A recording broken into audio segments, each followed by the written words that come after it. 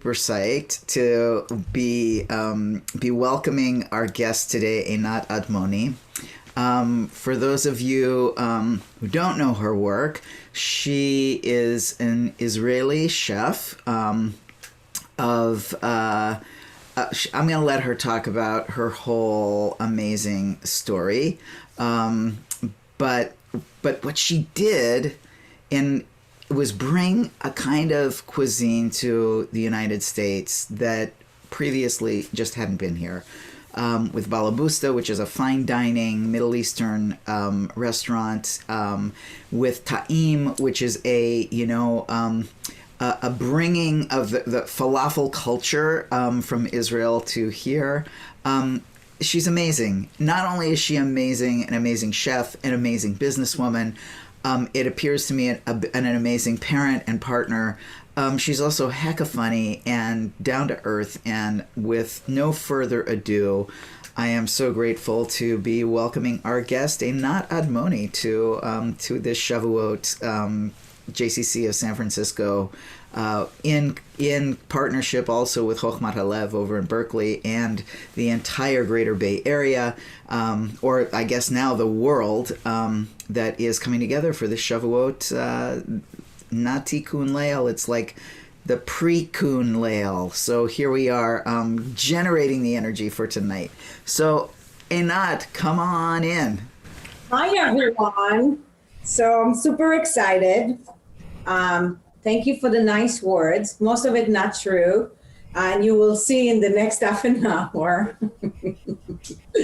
And today we're going to show you, first Chag Sameach to everyone. Today I'm going to show you one of actually my favorite recipes, super easy and forgiving too. So basically it's a Boureka pie. I'm sure most of you know what is Boureka. It's kind of a street food come from Balkan, from Turk and Greece, and this is super delicious dough that's stuffed with sometimes spinach, sometimes cheese, sometimes potato. This used to be an icon in every wedding in Israel. I used to wait. It used to come as an appetizer with some mushroom gravy. And I remember it was kind of pretty bad for you, but I was waiting every holiday and every event for that Boureka. So in my shoe cookbook, I decided to take it a little bit further and make more like a cake out of it. So we're going to have like a cake mold, and we're going to make all the dough, the filo, all around, and we're going to fill it up with Swiss chard and a lot of cheeses. Now, in my recipe, if you have the recipe with you, there is several cheese, like hard cheese of your choice, feta, a little bit cream cheese. But I was a little bit more innovative this morning, and I decided to have a little bit more, and I suggest you would do that too. So I had some feta. It's actually Bulgarian feta, which is not as salty. And then I have, since I'm very lucky to have next door a Greek neighbor, I got some amazing fresh cheese, sour Greek cheese. Really, really nice, and it's soft. So I got a little bit of that. And of course, Parmesan is super important. And I have some mozzarella because I want it a little bit stringy. And so you're gonna have a lot of like cheesy flavor with a little bit sourness from the Swiss chard. I have a little bit cream cheese to bind everything together. And I'm going to show you everything how to do.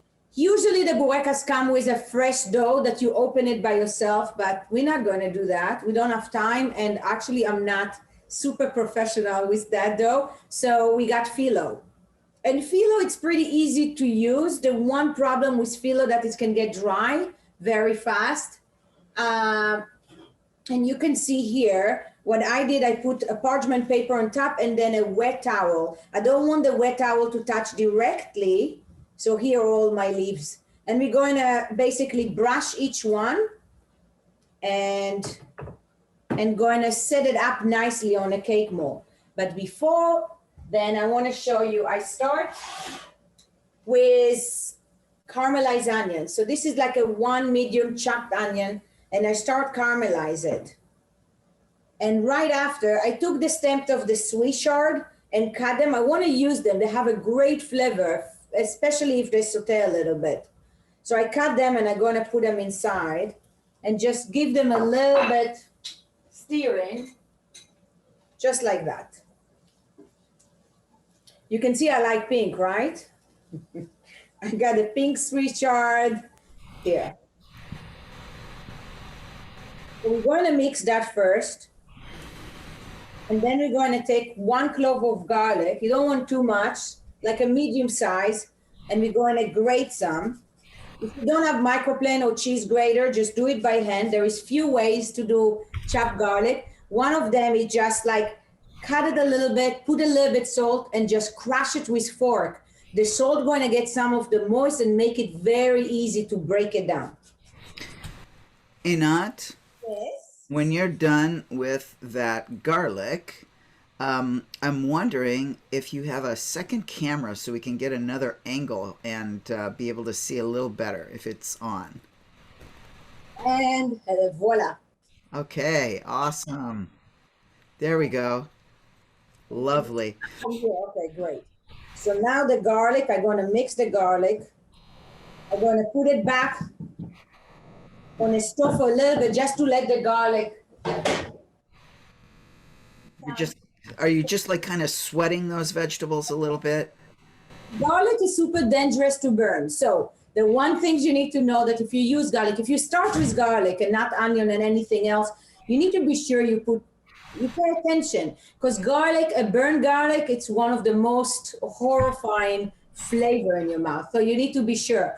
The other things that you can do when you have a lot of lately I start buying peeled garlic. I cook a lot. I'm hosting all the time. My Shabbat dinner is it's a feast every week. So if I get peeled garlic from the store, and it's, sometimes they get weird, just take canola oil and I make them confit, I make them I roast them a little bit, and now they can stay in the fridge forever. It's not the same as fresh garlic flavor wise, but it's, I'm very all about not wasting anything. I grew up with Persian mom, and there is nothing go to the garbage. Seriously, nothing. So if vegetable going bad a little bit, she will pickle them. The fruit, she will make jam and confiture with them. Garlic like that, she will roast, make anything with that, but nothing going to waste. She's totally ahead of the curve, right? This is the way we need to be. We need to be more in touch. That's awesome. The funny thing is that for years I was, when we're young and we're embarrassed by our parents, and then when we get in old enough to understand how we should appreciate that, I just realized that my mom really the head of the curve. Everything that we talk today about superfood, this is how I grew up. Goji berry, flaxseed, chia seeds, pomegranate in the morning. She would squeeze a fresh pomegranate, make a hole, tilt her head like that, and every morning we just squeeze pomegranate. You're shooting pomegranates. That's amazing. I wanted to take just a sec to kind of frame what we're doing here in terms of the holiday itself, right? And part of the reason that I think we're featuring the dairy is because of, yeah, go ahead. I don't want to interrupt your cup. Well, you can interrupt me anytime. I just want to show that, and sorry. Great. So just to so we can kind of place what we're doing in context of this holiday and why we chose this particular dish. First of all, it's a riff, of course, on something that is a street food mostly in Israel, or you see them everywhere, right? They're in the breakfasts when you go in a big hotel. There will always be Bourekas there. They're in the street. You can grab one. It's very satisfying, very delicious. Little cheese pies, mushroom pies, spinach pies. You see all kinds of variations on this.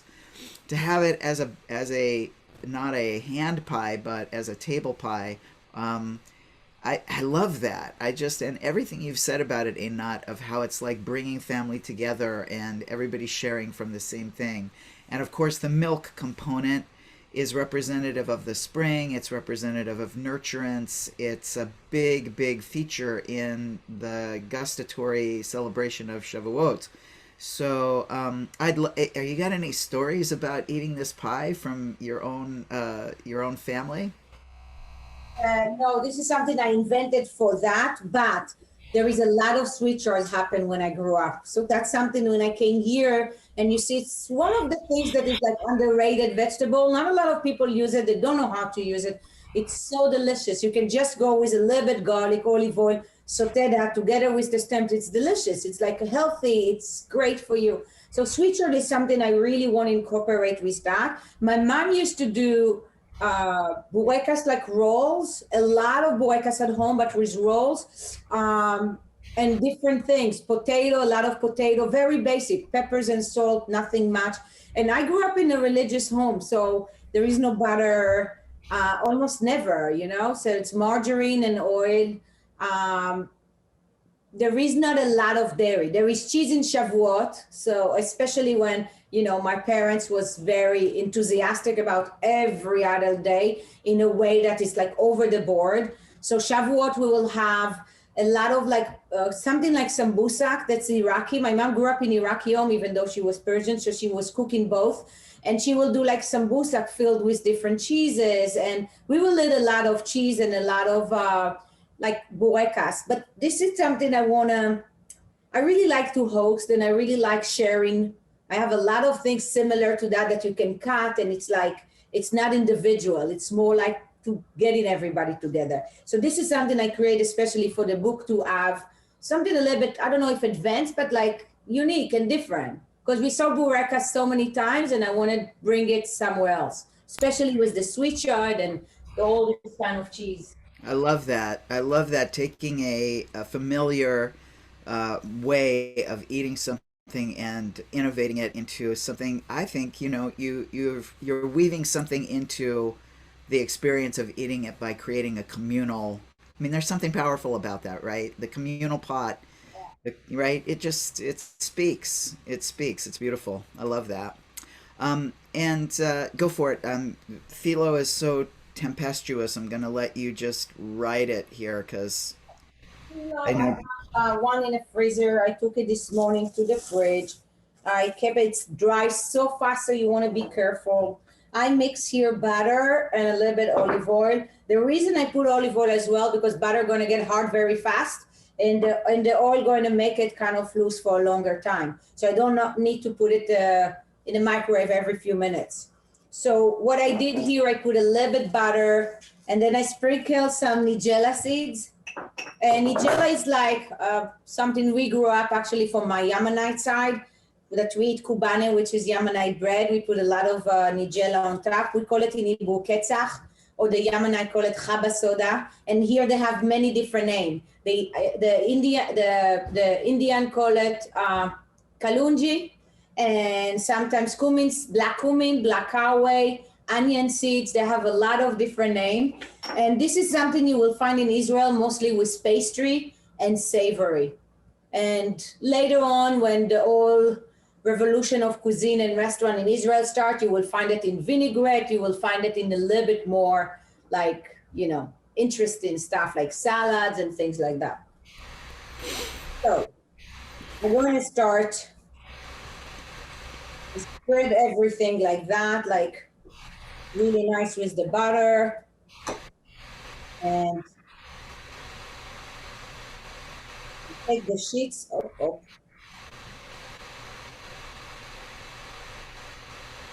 I'm going to put it on the bottom. I want to show you. So I have some edge on the side, yeah?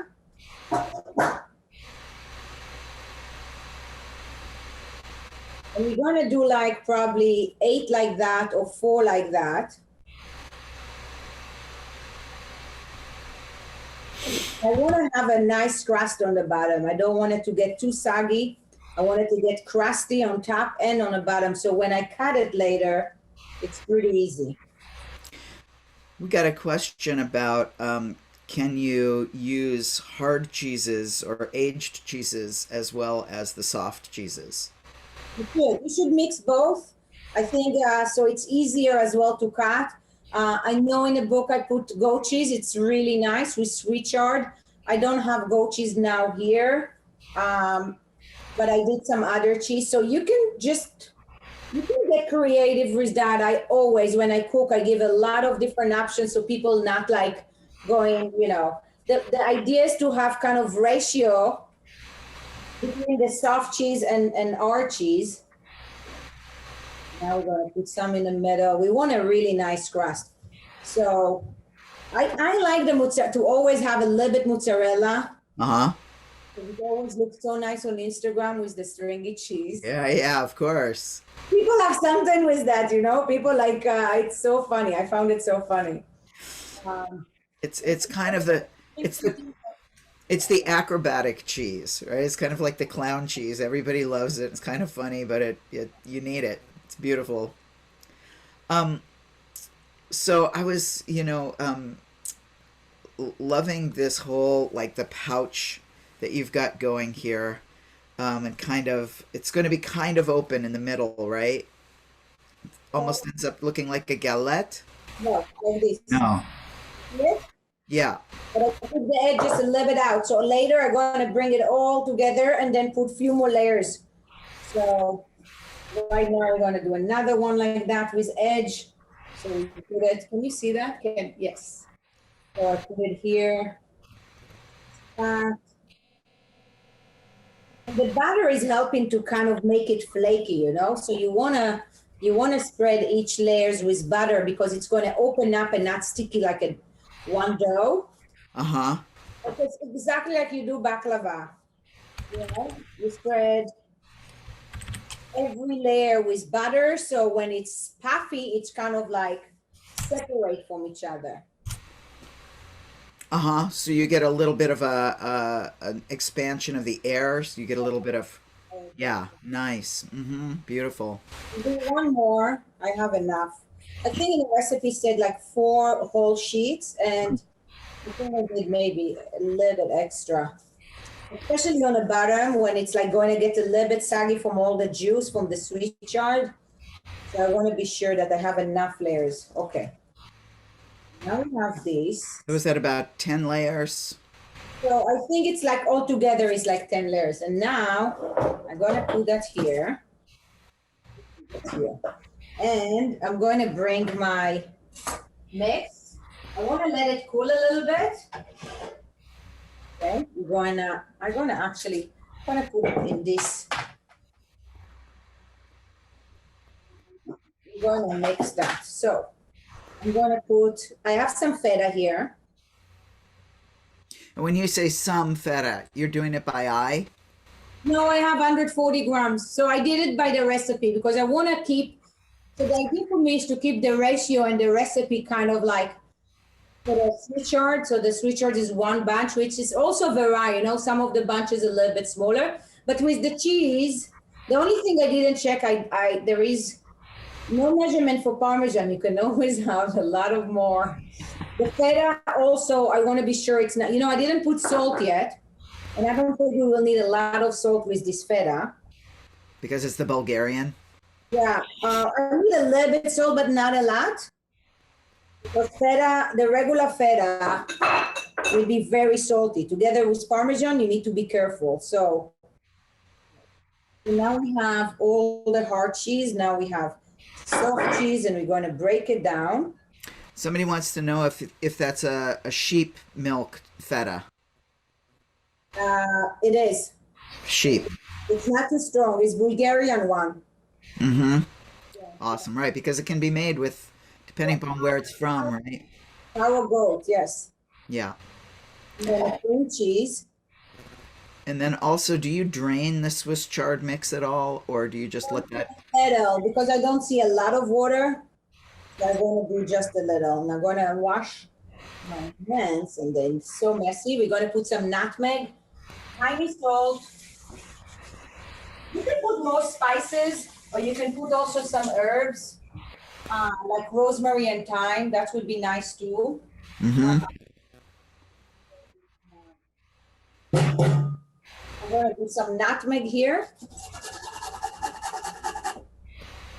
Not too much, it's going to be very strong. Yeah.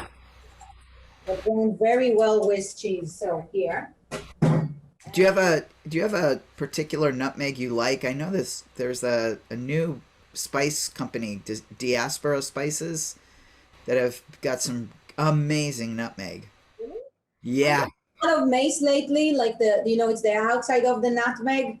It's very strong. It's almost like, It comes in that. When yeah. you order your nutmeg from them, it's in the nut. So that's mace. It's really, Yeah. it's very strong. And if you have a tooth, this is like my mom used to be so good with the thing. If you have toothache, she will put like all kind of clove and, it will help for 2 seconds and then we will scream again. Folk remedies sometimes have a limited shelf life. So, And are you putting fresh pepper? yeah, not a lot here. And I want to do a little bit salt, but I don't need much. And I'm going to put it on the sweet chart, actually. Is that kosher salt? Yes, always. And are you a Diamond person or a Morton person? I'm a diamond, obviously. Obviously. So, I'm going to mix that. I have the sweet chart. You can see everything, right? Pretty good, yeah. I'm This is going my to, screen. I'm going to do something like that. I'm going to take this and I'm going to put the sweet chard inside. You can saute it a little bit. We don't have time because we want to talk about other stuff. But if you have time, you can saute the sweet chard a little bit more. Yes? Yeah. In order just to take all the juice. So you don't have to do that. So You now could. we're gonna take some of the juice, so we're not going to have a soggy crust on the bottom. Great. Leslie, I think that was the question you were trying to get at, right? We're going to put it right in. A little bit more here. This will be delicious. I have a good feeling about that. Looks good. Yeah. Now we're going to mix that.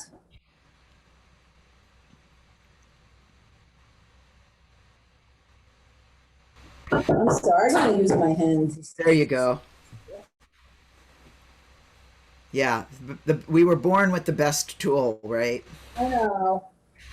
Oh, okay, this is going to be great. That looks good.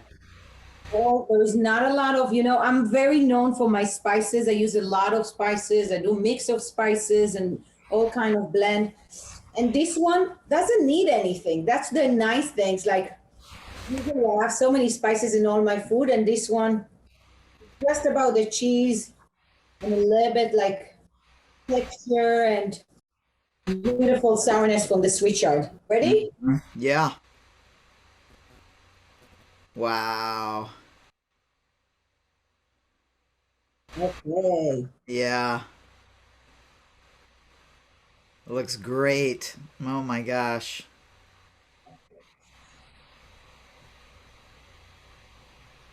All right.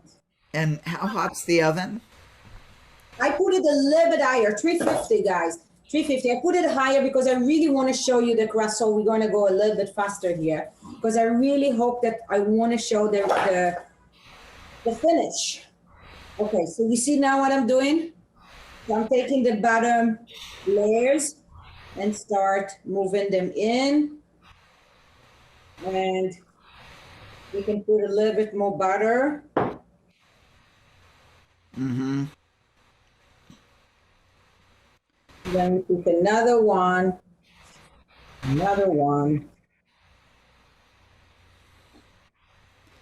That's great. It's just kind of like wrinkled and crispy. It's going to be delicious. And you said that most of the time in your family, your family kept kosher, it sounds like, and leaned in the direction of meat. So, back then in Israel, like if there is no meat in a meal, it's so weird.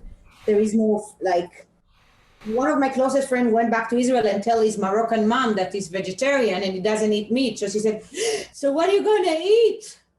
You understand? Like, but the funny thing is that we grew up on a lot of vegetable anyway, It's not like my mom always on a table. Beside also Persian rice and a lot of different meat, we would have like 10 different salads and veggies, and she will do a lot of pumpkin with all kind of flavor. So it's not like we didn't have vegetable. It just, I think because they grew up in a time as well that meat was not very accessible. It was for rich people. And when they can afford meat, it's like why I'm not going to have meat now, I think that's another thing. So because they were kosher, there is no meat and dairy, so yeah, I want to put 2 more layers, but can you see that? Now I move everything here. I'm going to put, I think we can do a few more layers just like that.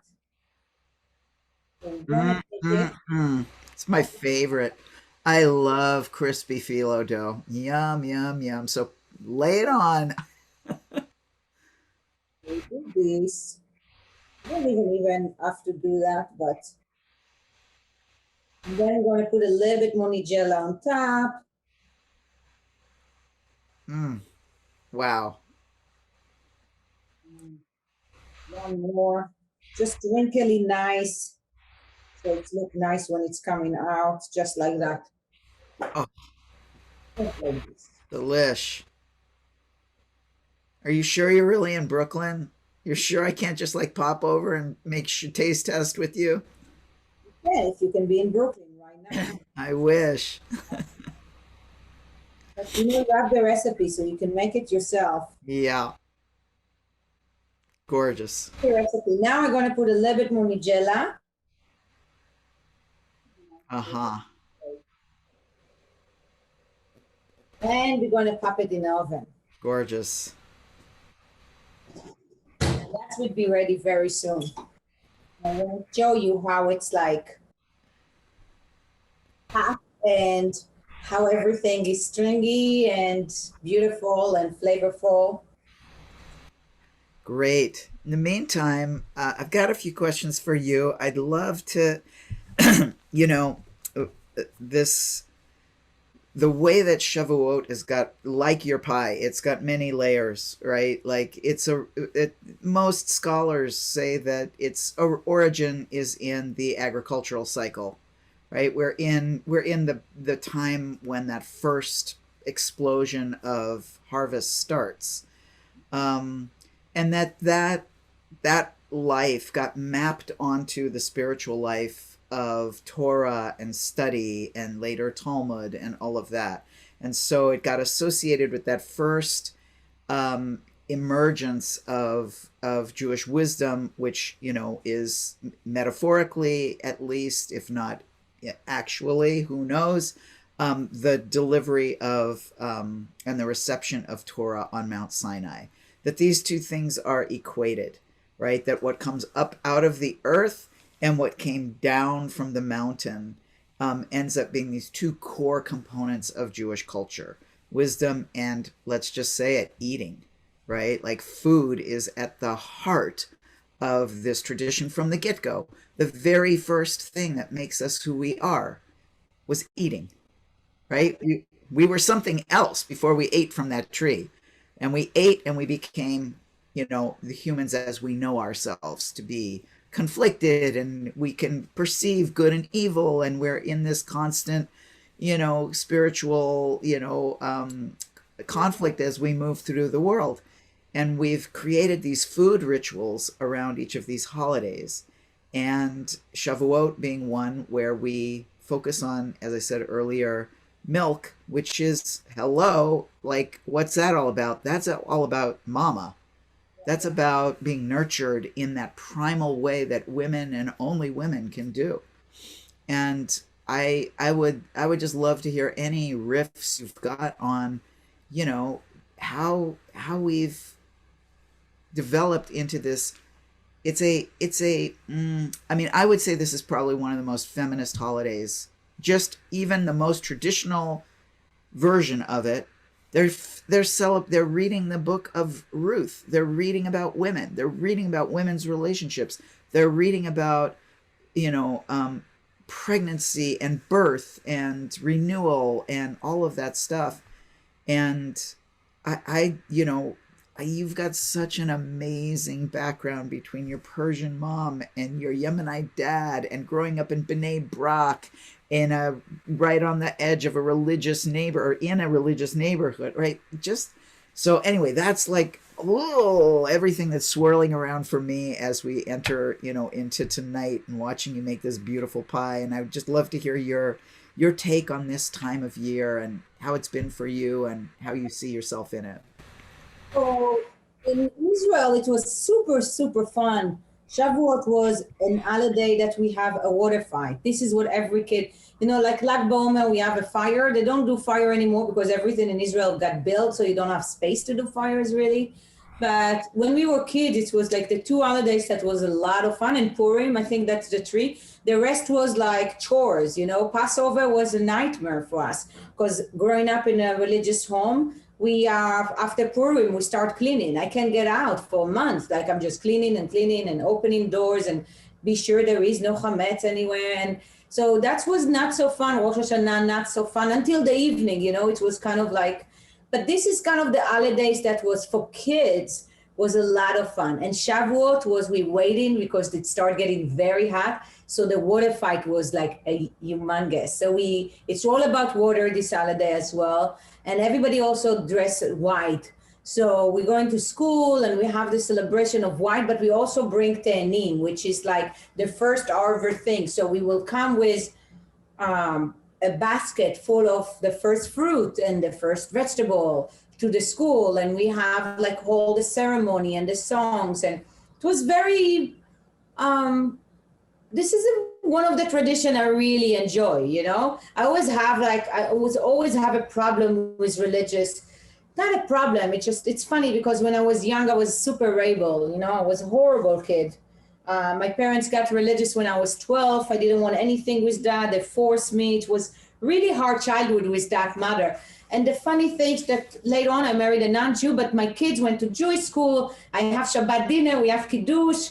Like the whole thing changed. Like I took out from all my childhood the best stuff that connect me to Judaism in the best way possible and continue that. And I see my kids and my son after bar mitzvah and how they connected and how they care and how they understand what is Shavuot and what is the holiday. So it's very interesting. It's like I have a lot of roller coaster connecting to God, connecting to what is to be a Jew, what is to be a Jewish person. And it's very interesting now when I'm getting older and wiser, how is actually was, I used to hate, like very upset with my parents, when I was young, super, super upset. And now I'm like, what, that was good.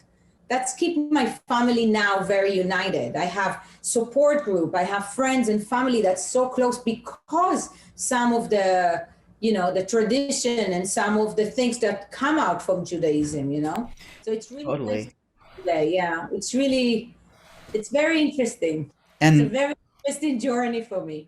I thank you for sharing out that. And I think you landed on something so important. Those rituals, I have the same. I have three kids and I'm telling you, and we had Shabbat dinner, their whole growing up, and it was, we would have a bunch of people over and they're like, why do you have to invite all these people? Right? And I don't like this food. Right? And now all three of them, For rent, we will have this discussion. what? Do you tell your kids nobody asked you, and when you start paying for rent, we will have this discussion?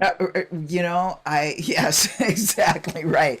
A lot of it was like breathing through it, and trusting the tradition, trusting that they would, and it was hard because they were very compelling that they were really having a miserable time. Of course, they're all grown now in their 20s, and they are like, oh my God, I want to come home for Shabbos.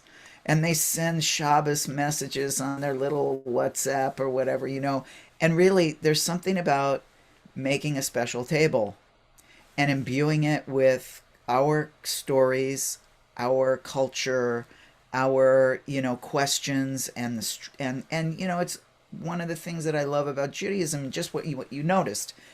Some the focus is on the dairy, and I think you're bringing in a Mizrahi tradition of the water fight. This is not an Ashkenazi thing, to the best of my knowledge. The best of Shavuot. We have balloons full of water everywhere. You would be scared, and you get groups, and then you need to be. Oh my God, that was the best. We call it Chag HaMayim. It's Chag Shavuot, the holiday of Shavuot, but also the water holidays. Yeah. I don't remember anymore, why there is water involved in Shavuot, but I think it's something about the woman used to go to the wells and get the water, or there is some connection there, but we used to have water fight. That was the best part of this holiday. Yeah, for sure. And I think I don't know. Put in the chat. Is anybody in the chat? Anybody out there? Did you have water fights on Shavuot? Has anybody heard of this or have ever done it? So I'm going to guess that the vast majority of you are from Ashkenazi background, and probably when you think of, yeah, probably when you think of Shavuot, you might think of blintzes, right? And cheesecake. And these are like, right? And so I thank you so much for bringing in like the beauty of Judaism is that there is such a spectrum.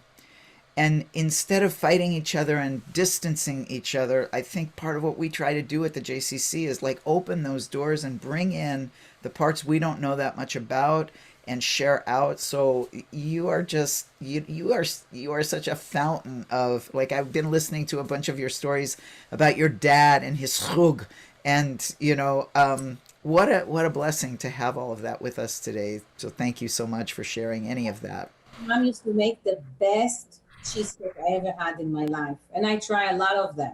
The best one, and I wonder where it's got. In Israel, it's a big thing in Shavuot. Is the baked cheesecake? It's not cold; it's like baked, and then you chill it, and then she will have some topping sometime, or just like that. And I put it in my first book, and it was hard. I tell people, okay, if you make it, you're gonna get my respect because it's tough. It's not an easy cake to make. It's a lot of work, but she used to make the best one. We would wait every year for that.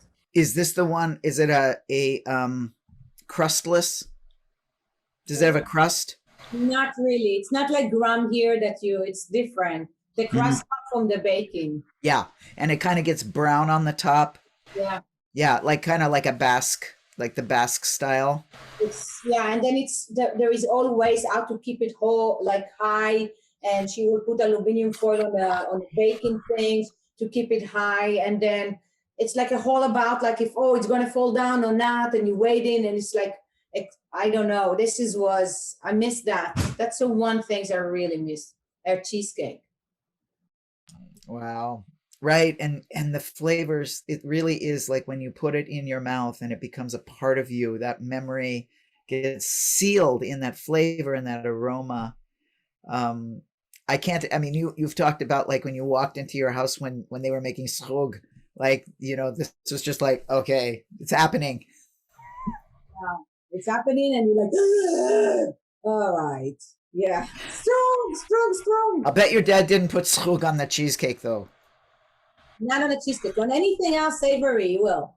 Mostly on the filter fish. With my mom, the neighbor, we had a little Ashkenazi neighbor, and they used to share food. So she will go down on a second floor, and she will bring some Persian rice and some chicken she's doing, and the neighbor will bring her the filter fish, and my dad will look like that. And he said, okay. And then she will give filter fish right after his Yemenite soup. And then you will see him, he will take a huge dollop of schug, cover the whole gefilte fish, and said, okay, now I can eat it. Can you just make sure that everybody understands what schug is? Maybe there might be some folks who don't know. So schug is a Yemenite like salsa. It's a Yemenite spicy sauce that my dad, rest in peace, was obsessed with. He used to make it. He used to grab all the ingredients and make it. Few things he used to cook. My mom did most of the cooking, but she will never be allowed to make schug. Only him. And that's something he would do. He will put on everything, take it to everywhere, every event, every restaurant, whatever. It's always there is a jar of schug in my mom's purse. And it's basically cilantro, garlic, chili, usually shata. It's a red one. And then they will put tiny flavors like spices, but not always, and oil. So garlic, cilantro, jalapeno, let's say. And then I put a little bit cardamom and cumin, salt, and a lot of oil. So it's, wait. And of course I have some schug. So let me show you. There is, let me show you. That's the sauce. Can you see that? Schug. Yeah. Very spicy, right? The funny things, it's so funny. I have a French husband and he's obsessed with chum. He was obsessed with everything Middle Eastern. He's doing the best. All my friends make jokes of me that his hummus and tahini are much better than mine by now. And it's always upset me because I'm super competitive, even if it's my husband. And even that learned for me is actually doing better hummus, better schug, and better tahini. Well, that means you're a really good teacher. You know, I mean, the highest praise is when our students surpass us. So, you know, you can't lose. You can't lose on that, Einat. You can't lose on teaching somebody to cook well. So how long is somebody wanted to know about how long does the pie normally cook for? 20 minutes. It's almost getting dark a little bit. I put it 15 degrees higher than the recipe required. So it's 365 now just to go, because you don't have much there. Everything is cooked, yeah? You just want to get the crust. Cheese just need to be melted, the garlic, everything else is like just ready. So for me, it's, let me see. I will show you. I really want to show you a cut. Exciting. Yeah, we need a little bit more. I need another 10 minutes. So can you see that? Yes. Yeah, this is getting like. Yeah. All right, pop it back in. We're going to make it. We've got to definitely see this to its completion. You know, one of the other things about many people, Shavuot is like a sleeper holiday here in the United States, only within kind of, synagogue-y, like, religious, for lack of a better word, maybe spiritual communities recognize it, like, but hardly anybody knows what it is, which is ironic because it's one of the three what were called the Chagim Regalim, the three pilgrimage festivals. They were nobody cared about Yom Kippur in the days of the Torah. Nobody cared about nobody celebrated Hanukkah until long after. But these three, yeah. Also the three that you're going to Jerusalem. There's Shavuot, Aliyah Torah. So it's Shavuot. What is the other two? Pesach and Sukkot. So Pesach, everybody knows Passover. It's culturally, made it out into the greater world. Sukkot, a little bit, but Shavuot, like almost no one knows what it is unless you're really deeply within the Jewish community somehow.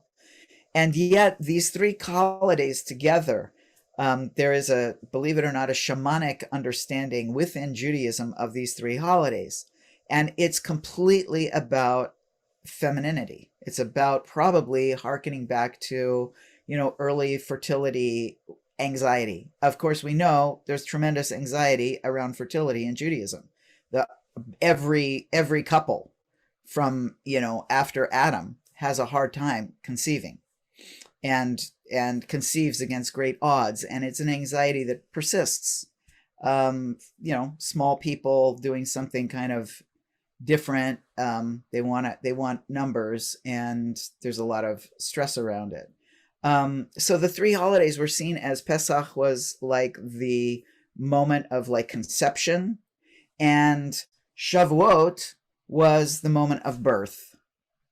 And so we're in this place of this moment of birth. And of course, Sukkot was, leading towards the end of life. So you've got these key, like menopause, where it's applied to women. It's like she's no longer going to be able to do that. And it's the harvest. It's the end. So here we are in birth, right? And of course, there's milk, and I love that the water, I mean, we could go with a metaphor for that, for days, but right now, gustatorily, we're focusing on the milk. And I'm wondering if there's other dishes that you ate, that you said the cheesecake. I don't know if that was included in your Shavuot, but was milk like highly featured during this time for you as a kid or as you've grown up? I didn't have the culture of also, I know when I came here, my kids ask me sometimes at the evening to have a glass of milk. It's so weird for me. We didn't grow up with glass of milk and cookies, things like that. We will have milk. Back then, there is no oat milk, almond milk. My mom would do almond milk. Actually, my mom was advanced. She would do almond milk a hon. She will do a lot of different things. But it wasn't like drinking milk like that. I remember drinking milk with coffee, drinking milk as cooking part. Shavuot would be no blinch.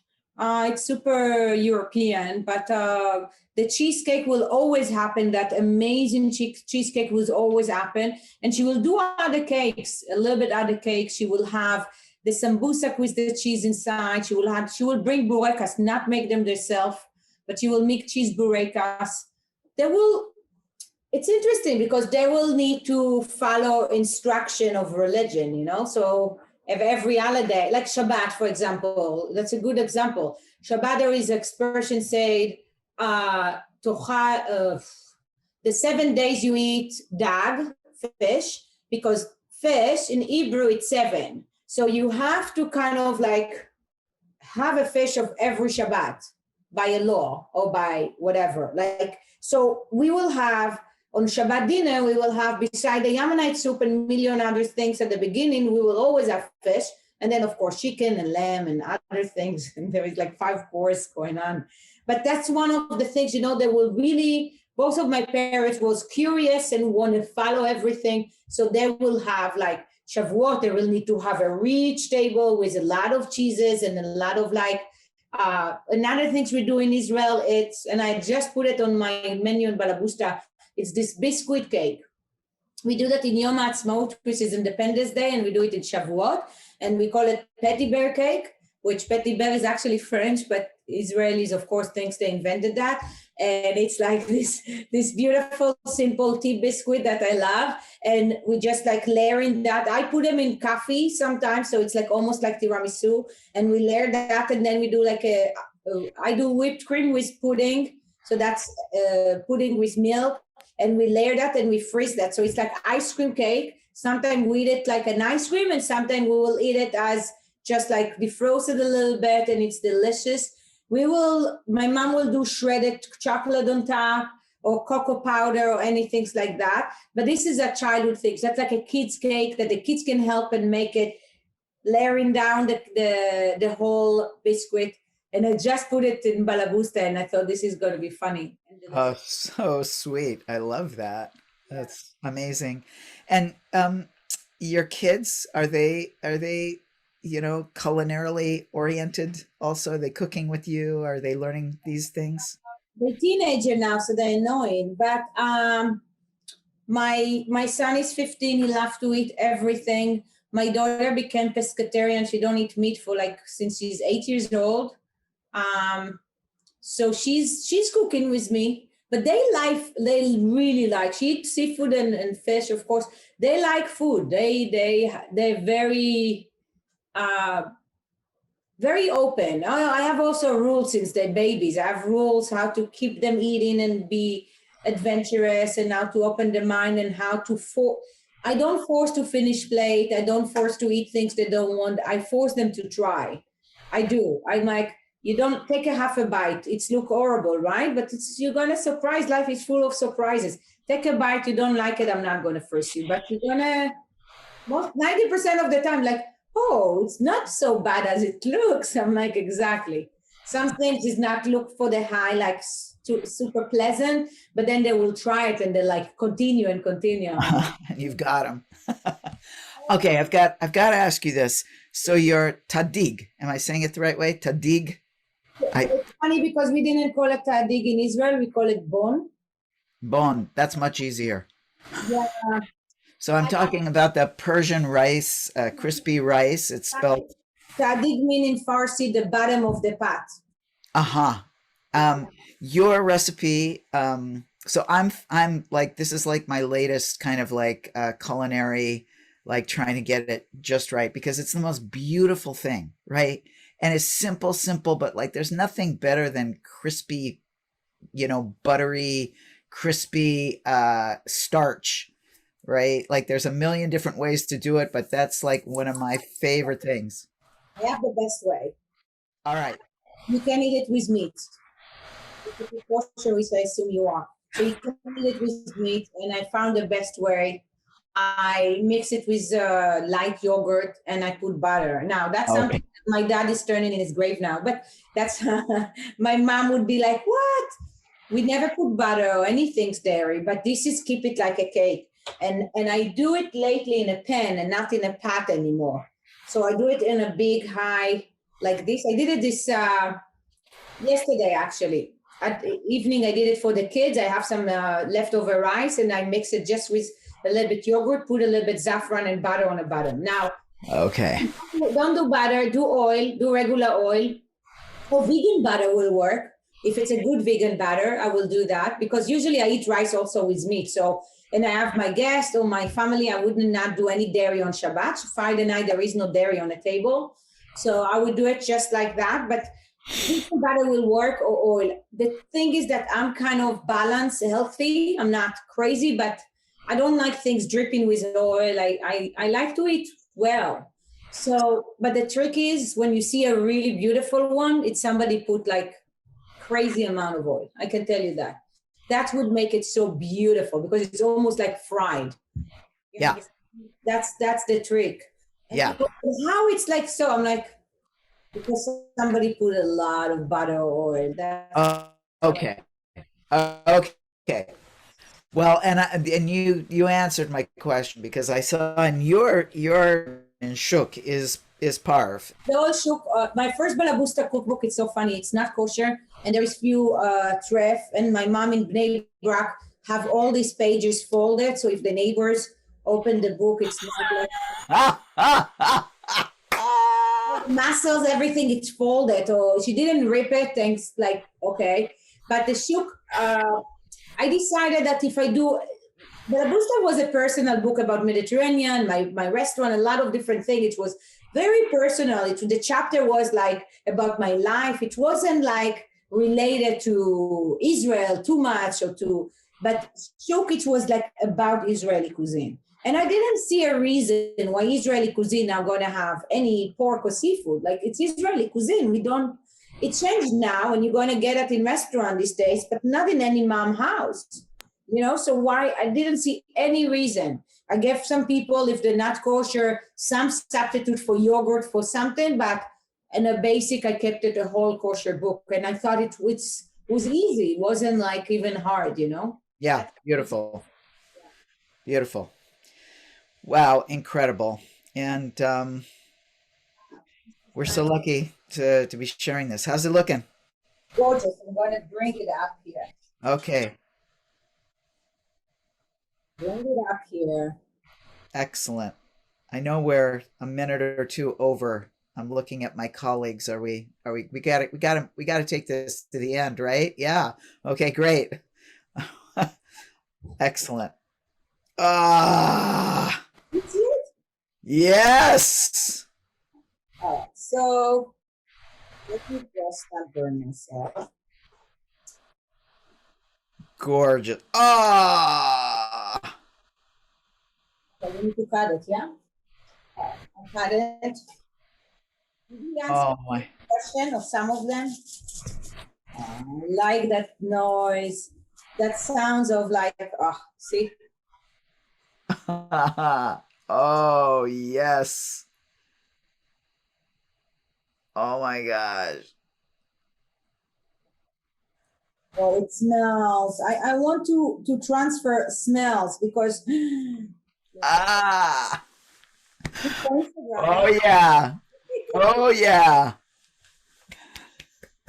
Looking very good, Einat. Very good. Excellent. I came up with a cocktail to go along with this. I'm calling it the Land of Honey whiskey sour. So it's a whiskey sour that I made with because we were thinking about the land of milk and honey, chalav dvash, and I thought, well, you've got the chalav. I'm gonna go for the dvash.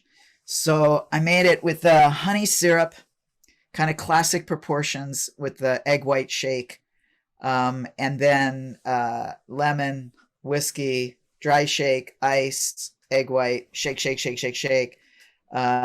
pour and strain and let it separate so that there's that nice white, creamy, milky looking top, even though there's no milk in it. And then I put a speared piece of honeycomb and put that on top. We'll send you the recipe.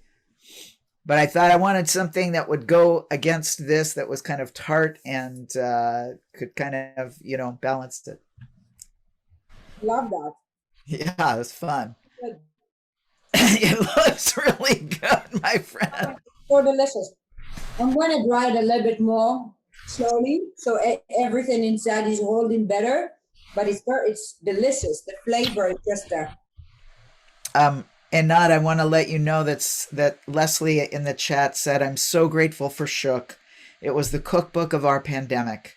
I purchased it back in April last year, and my 10-year-old has loved everything we made in it. Thank you. Just wanted to make sure that you got a little bit of that love. People are sending in, it looks fantastic. Thank you so much. Yeah, please use the chat if you want to. Any last questions or any light you want to shine on Einat? Always good to send out all that love. I'd like to dedicate this day, which was so beautiful and is such a wonderful way to lead into Shavuot. And I especially, for myself, want to send some of this nurturance and this Torah that you've given us to all of my friends in Israel and Palestine who are in such a scary and dangerous and painful place right now. It's hard to hear from them and what they're going through. So I hope that we are able to enjoy and fill ourselves up with beautiful connections in community, beautiful intellectual connections, beautiful spiritual connections, and hold a firm, hard, solid center for all of the folks who are in a place of chaos and disruption right now. So thank you so much, Einat, for helping us be centered and be in community like this. It's just so beautiful to be in your kitchen. Thank you. Thank you so much. Everybody's pouring in their love. Amens. Thank you from Roseville, California. Shalom to all of Israel. Thank you. Thank you for both of you for such a beautiful and delicious presentation. Thank you from Washington, D.C. Yum. We're getting a lot of love here. So that's what this is really all about. I would hope that Torah is about this. That Torah is about feeding each other, teaching each other, playing with each other, laughing, telling our stories. And may it be that we are able to bring that down from the mountain tonight as we enter into Shavuot. Good night, everyone. Chag Sameach, and thank you so much. It was such a pleasure.